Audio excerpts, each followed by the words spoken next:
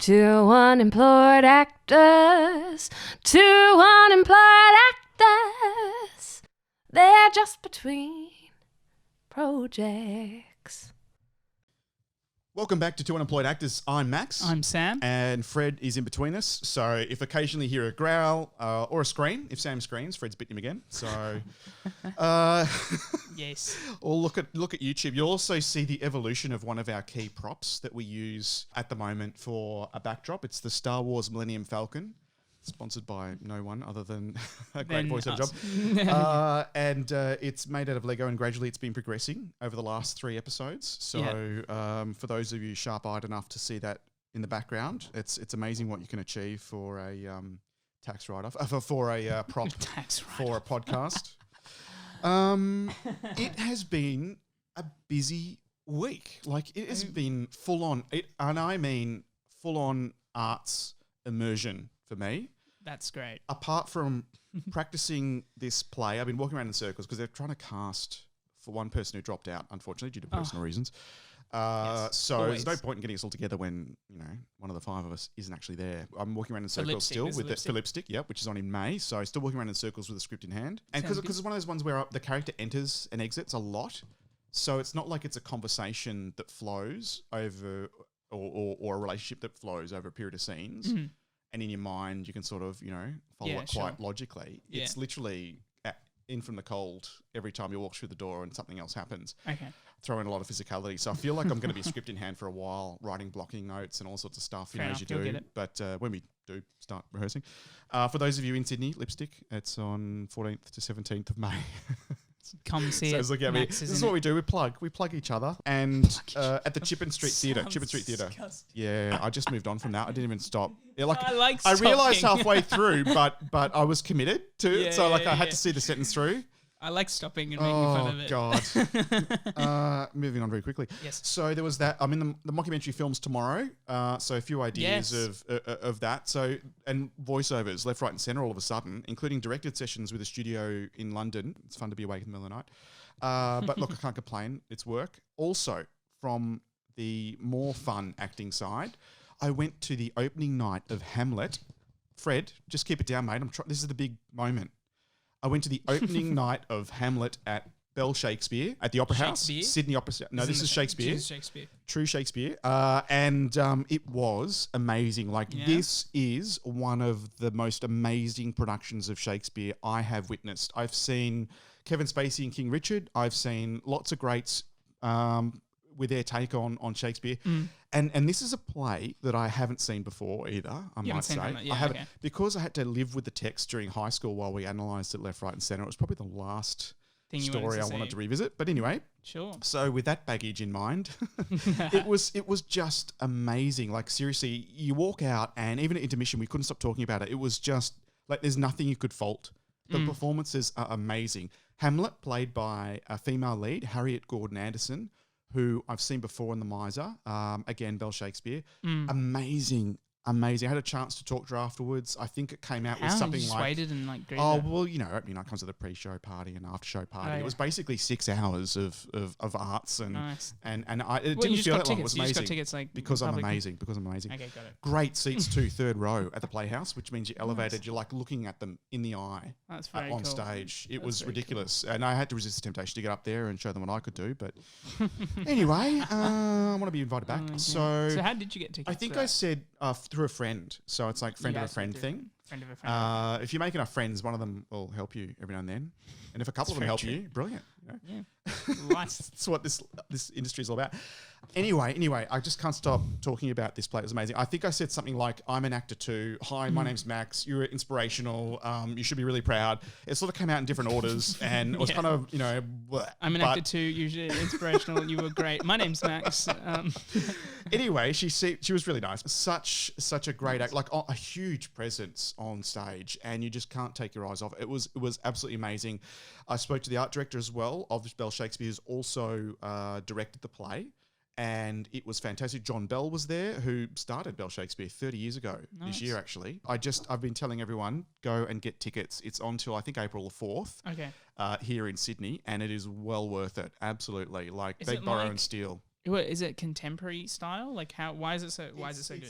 It was set in the 60s and the fashion of the 60s and everything. Oh. So it's kind of an interesting time to have It's a good stories adaptation, about, isn't it? exactly, Okay. particularly female empowerment and all these other sort of underlying stories and issues and things that they chose to focus on. Because as we know, Hamlet is massive and you don't do a whole 4 hours of it. You sort of pick and choose. But it was a great contemporary take. Minimal set. So Cool. it was That's always clearly good. 60s, but it wasn't over the top. It didn't wasn't, distract you. Yeah, for- you didn't for walk in and go, performance. "Oh wow, look at this set." It really complemented the piece perfectly. It Nice. changed a few Who directed times it? subtly. Peter, oh god, Jackson. I just forgot his name. This has to go in the end. No. I talked to him for like 10 minutes afterwards, and I was saying how amazing it is. Peter Evans, who is Oh my god, the- I thought it was going to be a full-on, Oh, sorry, long Peter. last name. It's Evans. Evans, yeah, that's really hard to remember, Max. I was sober by the show start. I was. So Yes, you came anyway, out so after party, Peter right? Evans, amazing. It was just so, it was perfect. So, and also there was a little bit of film projected onto certain places Okay. in between scenes. And it very cool. wasn't, I was a bit worried because it's sort of, you saw it at the start. Mm. And I'm like, oh God, no, because I have seen one production like that where it was distracting, and by the end of it, they pared it down by the time I got to the 20th show Okay. to rather complement it. But it was great. It really was at dialing up more information emotionally about the relationship with certain characters while you're going from one scene to another. Yeah. And then slowly the music would come up and then die off as they walk on, and This is very cool. So it just everything complemented each other perfectly. It was just amazing. It was That's amazing. what you want. Did I say it was amazing? No. It was like seriously. This Say is again. one of the best productions I've seen at the Opera House for a long time. I Really? really, Oh, good. it's hands down. Okay. So it's up there with Grapes of Wrath that I saw at the New Theatre last year. So this year, Hamlet is my absolute favourite. Okay. Good to know. Thursday night, if you still got money in the bank and want to see something amazing, The Invisible Man. Oh my God. Oh, you saw it? Oh, it was great because I remember saying how much I terrifying wanted to film, yeah. avoid all the previews and avoid all the reviews and news and everything because I really want to enjoy it. Yeah. Apart from the fact it's filmed here in Sydney and Anthony Brendan Wong is in it. Look, I think it was amazing. It was more because when Leigh Whannell, you hear Leigh Whannell and you think, okay, he started Saw, right? Great Aussie, started that franchise. Yeah. Yep, blood and gore, right? And I'm thinking Invisible Man, it's a scare flick, it's going to be blood and gore. But it's not, It is it? leans more towards Hitchcock in the suspense. It's more of a psychological thriller Oh, yeah. than an Okay. in-your-face, let's spell everything out for you. Horror, yeah. It really is, and I mean, even with a conservative AACTA AFI crowd, Yeah. which yeah. are normally, very conservative, there were screams. So you went to the and- pre. Yeah, in Sydney. Well, it was a Q&A with the producer and the art director as well. Okay. Afterwards through AACTA. Thank you, AACTA AFI. And So do you just go and well, they book? every now and then they send you updates in their newsletters and say, look, here's what's on. There's a Q&A. And there's a Q&A with blah, blah, blah. Come meet the director, come have a chat, Yeah. whatever. And maybe if it's there's a pre-show party as well, sort of thing. Yeah, cool. The next one's meeting Michael Robotham, the author, because one of his latest works has been adapted into a teleseries. So we get to see the first episode, have a little party and a chat. TBC in the future. But Invisible Man, oh my God, amazing. So it really hit all the points when it comes to a psychological thriller, that build up of suspense, Oh, yeah. particularly because there's a nice suddenly still wide shot and the character's barely moving, but you see something move. And you go, oh my God, is he there? And you're forever That's playing with your weird. own mind. Is Did you see it's something meant to move? be Was it supernatural, imagination? right? Is it supernatural? Yeah. Well, I mean, it's meant to based be. on an H.G. Wells novel from 1800s where someone drinks a potion and turns invisible, and what happens from that. It was a movie in 1934, and it was a television series, which I remember seeing reruns of. No, I'm not that old, but reruns of the black and white television series. And and being scared as a little kid. It was a great way. Also, I'm not going to spoil it, but it's a great way of making a more contemporary story on how that happens. Yeah, very cool. And how that change happens to Invisible. Yeah, okay. And that happens really quickly, and it's alluded to in certain scenes, and then boom, you're there, because you don't have to have that whole story of how. Let's just get straight to the scare factor, because it's driven by big personality. It's like we're in a state. There's Me Too power, female empowerment. Domestic violence is a big issue here in Australia. There's been some major incidents that are really dark and stormy, and I think it just happens to be like, I mean, it happens all the time when you think about it. And this was a question in the Q&A, you know, what was the release timed anyway? We're like, no, it's just that there's always, unfortunately, incidences. And here's a woman who has a partner that's not very nice and just happens to end up invisible, which would, you know, having a partner that's not very nice is kind of creepy in itself, right? Yeah.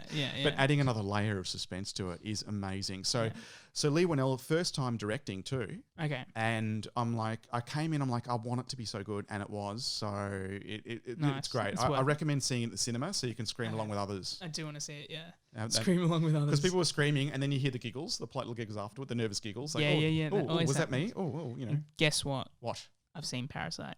You have? Yeah. Oh, great. We don't have to keep hitting you about it. I know. Because, like, you know, just catching up to the rest of the world. Yeah, We've been waiting, Sam. Welcome. We've all been waiting. Welcome to the rest of the world. It was very good. You enjoyed it? Did you see it all in one sitting, no break? Yeah. Jess and I watched it in bed. Okay, that's whatever floats your boat, you know, whatever gets you in the I mood. mean, if it's a dark comedy that gets you going, like, you know, I'm not to judge. Yeah. No. It's just our style. No, we were chilling in bed, lights off, and okay, let's not paint that scene. No, as in it was lights dark, just the screen. It was great. Is that the music? Yeah, it was very good. Okay. No, I'm just telling you.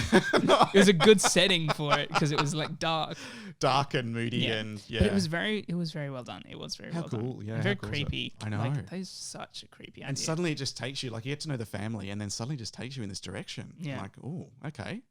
We're going down the basement. Spoilers, but like the basement. Wow, let's just add another layer to this complicated relationship between the two families. Yeah, and the old nanny. Like, why? I know. It's so, but it's so it works good. together, doesn't it? And and the comparison of the like rich family and the poor family. And what a great insight into the rich family and the poor family. Yeah. You know, none of them are bloody happy. And I loved how, like, when it rained heavily, the juxtaposition of like this affected this family so much, like it ruined their house, and then this one's like, it was great, it rained the other night. It's just it's awesome, isn't it? Those little touches throughout, clever. It's fantastic. The idea is so clever, like to have a family like bring in each other and like. I mean, it's like get rid of at the start, it's kind of like it really is more the comedy than the black. It's like this is going to be so much fun, you know. What comedy could ensue when you've got a family taking the piss out of the other family? Yeah, exactly. And then it just goes to the basement. I learned as well that just celebrate the fact you learned something. Joon-ho has directed like a Hollywood film before. Snowpiercer, the one with Chris Evans. He directed it. I didn't know that was a while ago. Yeah. He directed that. I had no idea. That was CGI heavy, wasn't it? Yeah, I mean, it's about the society on a train. Yeah, so that's right. So. Oh, yeah. But like, if you think about it, it's kind of they're very similar styles. Like almost like a weird sort of premise to get to know all these like interesting society, people. It's kind of like it's all about society. Yes. But yeah, no, he directed that. I didn't know that he directed that. I thought he was fresh out of Korea. Yeah, no, he's fresh it's out amazing, of Korea. But what a great result though! 4 Oscars. I know, that's ridiculous. And the first time he kept Best getting Picture. up and he's like more drunk. Yeah, that's awesome. He's earned it. It's fantastic. Yeah. And it's funny because like he had the translator, but like he'd say some English things at the end, like I go drink now or whatever. Like he's like, it's like you can't blame him. You can't. Yeah, it was amazing. That's a universal thing. It's really cool though. No, I really loved it, and it was great. It was fun. I mean, I wanted to go and see it in the cinema. I think it's still showing actually. It was the biggest foreign film in England. I think it racked up biggest foreign film ever in England at the cinema. There's some cinemas in Sydney still showing it. There's one, I think it's a Dendy Newtown that's showing it in black and white. In black. Those who want to see it again. I don't know. Just because it's black and white. Cool. And actually, Lighthouse. Thinking of black and white. Have you heard of Lighthouse? Yes, with Willem Dafoe and Twilight. Robert Pattinson. No, is he Twilight or is he Harry Potter? Both. Oh, both, bruh. Has he been in both? He's been in both, bruh. Oh, sorry. Sorry, that wasn't my childhood. I sort of was growing up then. He was. I think his first role was Harry Potter. Like big role was Cedric Diggory. Robert Pattinson played Cedric Diggory, and then he also played the vampire. Oh, werewolf. The werewolf? A vampire. Vampire. Oh, Jesus. But all our Twilight lovers are going to hate us because I've forgotten his name. Oh. Edward Cullen. Okay, thank you. At least one of us can connect with most of our audience. Yeah, so he played both, and now he's playing Batman. Yeah. Oh, yes. And I've seen some stills. He looks dark in character. Interesting. I mean, I don't know how many reiterations we can have of Batman and how many reiterations we can have of the Joker. It feels like we've done the comic book death. What happened to Robin? Robin. Chris O'Donnell was Robin once. I remember. Robin. I met him on they did a launch. Listen to this for a story. Gold Coast. My brother says, "Oh, the Batman movie's premiering tonight." I'm like, "Really? Where?" "Oh, Movie World on the Gold Coast." I'm like, "Oh, do you want to go?" He's like, "Really?" I said, "Yeah." From here, from Sydney. No, we were in Gold Coast. Oh, I'm like, "Well, let's go." So we got in the car. It was like 8:00 at night or something. The premiere.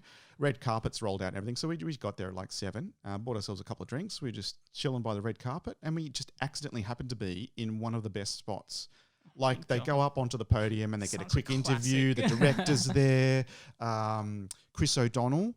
Who else? Lots of the B list from Aussie, and and the C list, to fill the seats. Oh my god! Pause. Go. No, pause while Max Googles his memory. Circular reference. He was chasing that guy from Raiders of the Lost Ark. Harrison Ford, Indiana Jones. He was chasing Harrison Ford when he was the one-armed man. No, I don't know. I haven't got it. I've lost it. He was the bad guy from Under Siege. That was amazing. Tom Selleck. Oh God, no! That's way. How'd you go from? Oh my God, you went from 90s back to early 80s. That's brilliant. I like Magnum PI. Why not? They've reinvented it. How can you reinvent that? What? Tom Selleck moustache. When? Is he old? Yes, cradly face. God, Tommy Lee Jones. Oh, you got it. Oh my That's God. what I did. Remember that one time I picked up my phone? I God. didn't even do it. Yeah. So Tommy Lee Jones was there, and he was really nice. I got his autograph, and Chris O'Donnell made this creepy face when he stole the camera and took a selfie of all of us. This is before selfies. This is like on film, okay?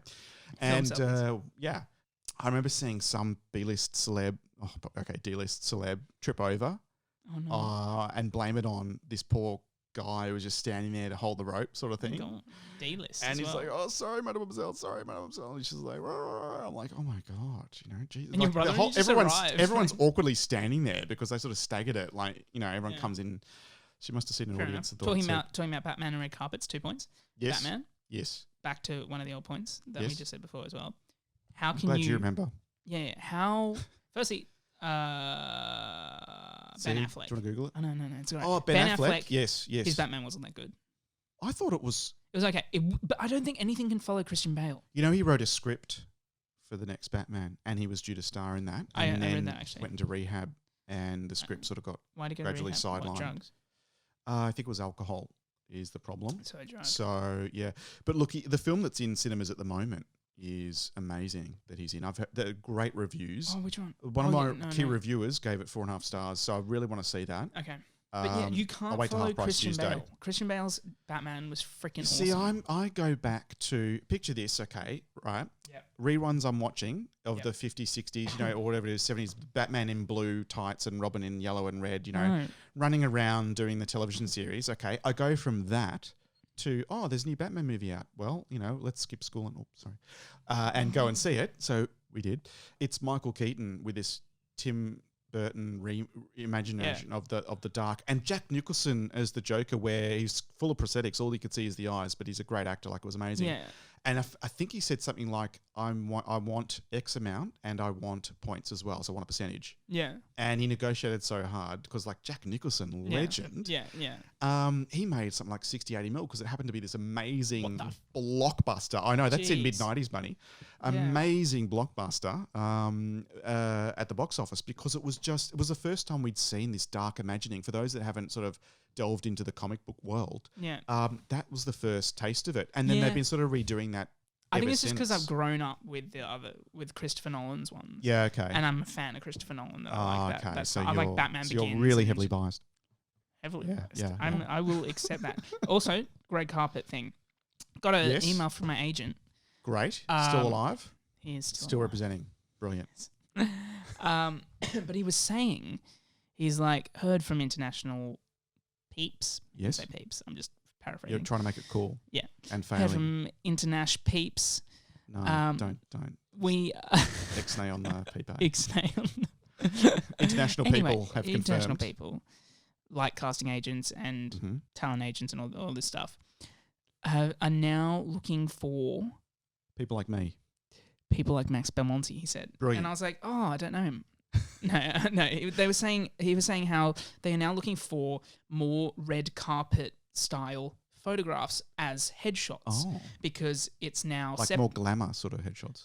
Not even glamour, but in the moment on the red carpet at an event. Oh, I see what you're saying. So it separates the wannabes from the moving forward people. Oh, right. Well, most people will still have headshots, so you still have a bit of time. But the point is that like he's saying like it's less cheesy than original headshots. Yep. They're looking for now. You're in an event. You've done something. Yep. And he's sent examples, which are just celebrities on red carpets. Exactly what you picture. Fantastic. So that's actually really working interesting. in Sydney props. Oh, I'm going to set up a red carpet, do and that, put up a rope, and like fake it till you make it sort of thing. That's brilliant. But are you going to hire some paparazzi extras? That's going to look Go the full deal. Go the full deal. The hard part will be having a brand at the back or like the wall. Oh yes. Having to fake that. But at the same time, you just need to capture the rope and. Exactly, but not today. If I do not today, the not today premiere. Yep. If there's something there, then I'll do something there. But well, do you remember? So I heard that. That's interesting because I've always put like on my IMDb even there's some screenshots of me on camera from different characters. Yeah. Again, to add some sort of legitimacy as a step above just having your headshot. Yeah. To sort of say, well, here's me in certain characters, taking a leaf of those people who are employed and up there on the Star Meter getting lots of work. So they've got it, must work. So But there's one event. Remember the after short film I was talking about last year? It was a 60-second film. Yes. And all done in one day. And I literally met the director that morning of. It's the one with the dollhouse where I play this American director who I get a phone call. Oh, it's been accepted as a part of the International Night of Horror Film Festival. Oh, cool. Which just quite I didn't know existed, but hey. And they have a whole lot of short films on a particular night of the festival. Yeah. International Night of Horror. There I was. Next thing you know, there's people there, I don't know what for, but interviewing, and I'm trying to be on my best behaviour. So I've got a picture of me being interviewed on the red carpet. Nice. To add some more, chuck it there I am at an event. To Archer, and I'm on so many. Like when I go to the actor events and stuff, the walls are always there. And you take photos? No, I shouldn't I? Do it now. Yeah. Can you? Can the public? Yeah. That's why they have them.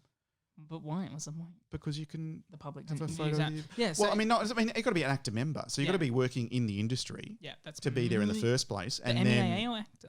No, actor. The Australian Cinema, Television, the Arts. You have to be a member part of it. Like I don't know if I am. Yes. So to become a member, you need to have accredited work in a particular category. For me, the category was television because I think it was Deadly Women Home and Away where I got 2 credits on IMDb and I used those to get a part of that category, which allows me also to be voting rights when it comes to the AACTA Awards. Okay. And then this year, I was invited into the entertainment chapter, which allows you to do more weighting and your voting rights on the reality TV entertainment. Okay. Subcategory of the category, if you know what I mean. Very cool. Which means I have to watch lots of TV. But look, with that membership though, I mean, do what you can. Have a look at what the membership entails to apply and get on it because... Yeah, okay. And yes, there's a commitment financially each year, but it's nominal considering the benefits. I mean, first of all, you get an invitation to an industry event. So again, that separates it from your average pay-to-play. And look, a lot of the stuff I go to is just I'm on the mail list and I go. I've seen, Kate Blanchett in a Q&A. Yeah. Do you need IMDb credits? Is that the point? I believe so. Okay. It's been a while since I've looked at it. I can't remember. Okay. But they need to verify that you're applicable for a category, so each application is reviewed. But what that allows you to do though is to go to these industry events, and it could. And I know the cinema that's now their sponsored cinema is Randwick Ritz, which is again around the corner. So you go to these events, and there's sometimes a Q&A. It could be. They show 3 episodes of a television series, and then there's a Q&A afterwards. For Upright, Tim Minchin was there along with the producer and director. Talking about how they brought that to life. Yeah, very cool. And then you see a couple of episodes, and then there was more of a Q&A, and then Foxtel threw on Wine and Cheese afterwards. And that's another reason why I've got old school business cards for my voiceover and acting and the podcast because so much is done face to face in networking in the industry. Yeah. But you also got something for them to take away. Yeah. So well, definitely when you go to the next one, get some red carpet shots because he was very specific about this. Okay, that's interesting. I'm learning a lot from your agent. I know. Well, yeah, I don't know. Like I have a feeling as well. Like obviously between us, it's true. But why aren't other agents telling everyone? And why is he the only one? Well, I verified his. Remember you don't need a US visa. Yeah. Because he said you need a US visa. 4 weeks later, my agent says we need a US visa. So bugger, because I asked. Maybe your agent's going to tell you in 4 weeks now. Don't say It could be. But anyway, that's the benefit of having contacts in the industry. We can find out these things and finger on the pulse. And what does it hurt to have another image or two that are red carpet? Does not. And you look at all the celebrities accounts on IMDb, you see them all on the red carpet. Exactly. Okay, that's interesting. Noted. Red carpet. That does not say that. But does. Anyway. I can read my left-handed writing, and that's all that matters.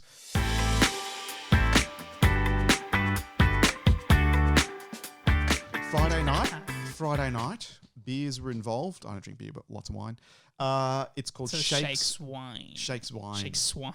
No, that doesn't work, does it? Shakes Wine. It shakes beer, with the beer as in the beer you drink. I almost walked in. We went to the Forrester Hotel in Surrey Hills.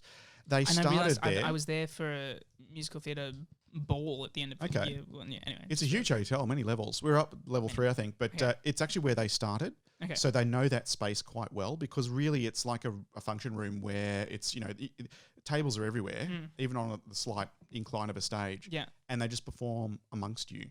Okay. So because of the layout's kind of funky, that's where it started. So they know all the entries and exits back to front, and they really leverage that space to its capacity. Performing 7 of them, 27 characters, and just going through. And look, it's so, like, you can get up. It's informal, so you can get up and buy a drink and get some food or something in the middle of it all. They sort of perform around you. Oh, very cool. Yes, they might single someone out and make fun of them and no, it wasn't me. Where did you find this again? Again, a friend recommended Shakespeare. They've got a program. I'll put a link to it. I'll put a link to it in our Facebook page on our Facebook, and I'll also put a link to their Facebook page, because it's Bard Work, who's the organisation. I've seen them sometimes looking for talent casting. Yeah, right. And they do outdoor events, other locations, other pubs as well, other hotels in Sydney. Yeah. And I think it's a great idea to make Shakespeare less intimidating and more accessible for more people who really want to have fun. It was a great Friday night. Everyone left, at 10 o'clock laughing and in a great mood. So everyone enjoyed it. Like comedy style. It was, and the way they deliver it too, interacting with the crowd. I mean, Shakespeare be proud. It was all about being interactive back in the day. Yeah. So it was. Look, it was a lot. And like you were saying, if Shakespeare was here, we'd be having a beer. No fruit was thrown though, but coming out of one of the best productions I've ever seen, and it happened to be Hamlet from Shakespeare on the Wednesday night. And then also going into seeing Shakespeare again on Friday, I had no reservations. But look, it's a totally different approach. Yeah. So, and it was really cool. So, it was a great arts-filled week. I've come out of it smiling. Like, normally you get a few hits and misses when it comes to events and things. But they were all on point. Nice. So it was a happy week. I had my TVC yesterday with for that fashion thing. It was with AFTT. Oh, okay. I've worked with them a lot. Yeah, remember my 5 student films I did? That's what I'm telling you. Oh, good on you. Yeah. Telling out about wonderful it was in listeners. Scarborough. Yes, I'm telling all the listeners. That? Near Wollongong. Oh, okay. Drove up to Wollongong. Yeah. Okay. But it was you know that path well to Wollongong. Oh God, yeah. Did it bring back memories as you're going down the road? Did you start singing old songs from your previous musical down there? Yep. But the bridge, the sea bridge. Yes. It was across right near that. Yeah. Okay. That Scarborough's near there. Yeah. Near Stanwell Tops. Now I know where it is. Yeah, it's a nice ride down there. Sometimes the boys and I, the Vespa Club. The Vespa. We go down there for a ride. Max was late today because I was on the Vespa coming from the Blue Mountains. Mm-hmm. Part of the midweek Vespa Club ride that everyone needs to know about now. But of course. Hey. But they hired an Airbnb, which was really nice, and it was for a fashion. So a local fashion brand has obviously hired AFTT students to shoot this. To do their. Yeah. So they've paid the AFTT students.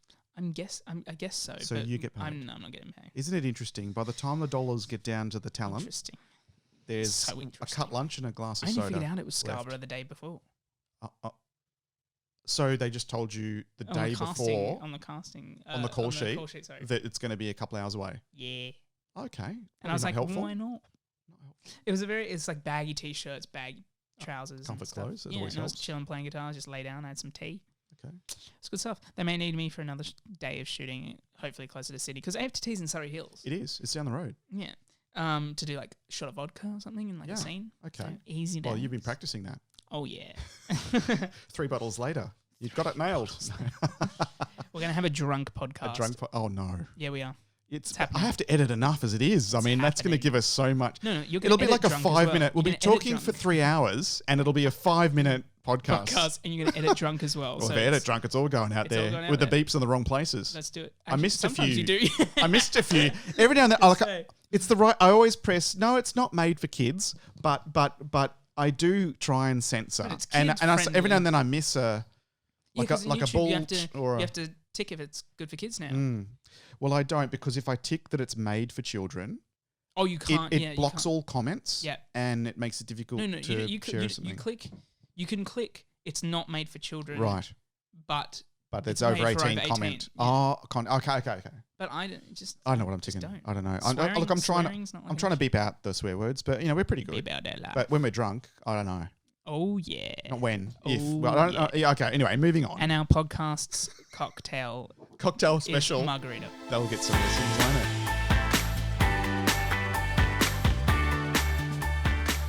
You know what happened to me the other day? No. But you're about to tell me. Yeah, you bet. Because Tell this is our really listeners. like when you have LinkedIn and coming from 20 years in corporate, right? It's kind of like your CV online, and you have to have it. Like an actor has a show reel. Mm-hmm. Corporate player has a LinkedIn profile, and the recruiters, a percentage is commission. They've got to get new people on the books, and they only get paid when they get your job. So you end up being hassled sometimes. And look, I've been headhunted a couple of times where you're not looking, but people have said, "Hey, got this great opportunity. Come on over." Yeah. But every now and then someone reaches out and it's like, oh yeah, blah, blah.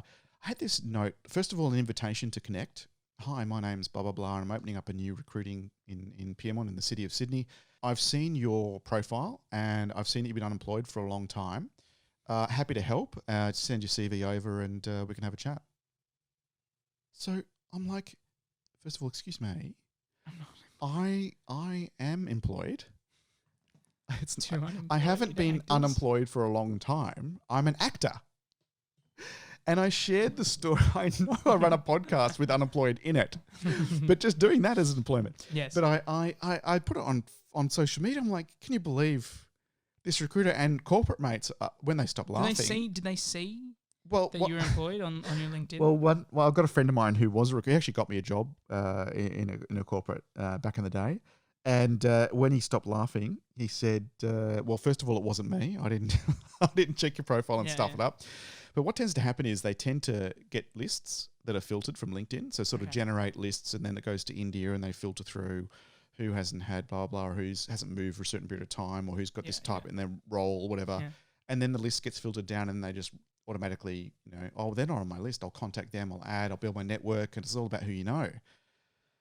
Because a lot of like in the industry that I came from, you never advertise a job. It's all done through recruitment. So no one knows who's doing what in which company. Mm-hmm. And wow, I'm like, okay, well, this is seriously, like you've actually pressed the button and written a great story introducing yourself, fallen over yourself though, because you didn't even bother looking at the profile. Like you can see, I've got like 2 jobs. It's like Two Unemployed Actors, hosting, producing podcasts from then till now, still current, present. Yeah. I've got, because we're still going. We endeavour to do another episode next week. Yeah. And actor from to present with Ice Spry finished, and then it was Archer Management from last year till current. He probably has That's 2 jobs saying current. He probably sent it to so many people though. I mean, at least have a look at who you're sending it to. He probably did a whole batch though. It was entertaining for my corporate friends anyway, but I'm like, I'm not unemployed. I'm an actor. It even says voiceover actor. Anyway, I'm okay. I'm over it. You're over it. Not really, but...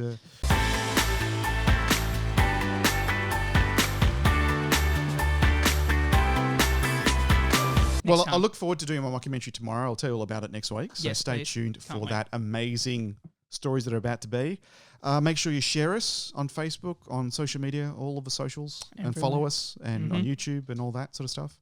Especially YouTube, so you can see the Millennium Falcon being built out of Lego in the backdrop. Yes, our YouTube's good now, and we've got a lot of viewers on YouTube. Yeah, but the views just spiked all of a sudden up there with the podcast listeners. And it looks great now. A lot of people are watching podcasts more. I know how to edit a bit more now. There we go. That's why people are watching. And I do that sober still. Yeah. So you've been listening to Two Unemployed Actors. I'm Max. I'm Sam. And we'll see you next week. Bye. Bye. Two unemployed actors. Where you... I'm just looking at Fred's ass right now and his tail's wagging and it's slightly distracting. Fred, can I have the other end?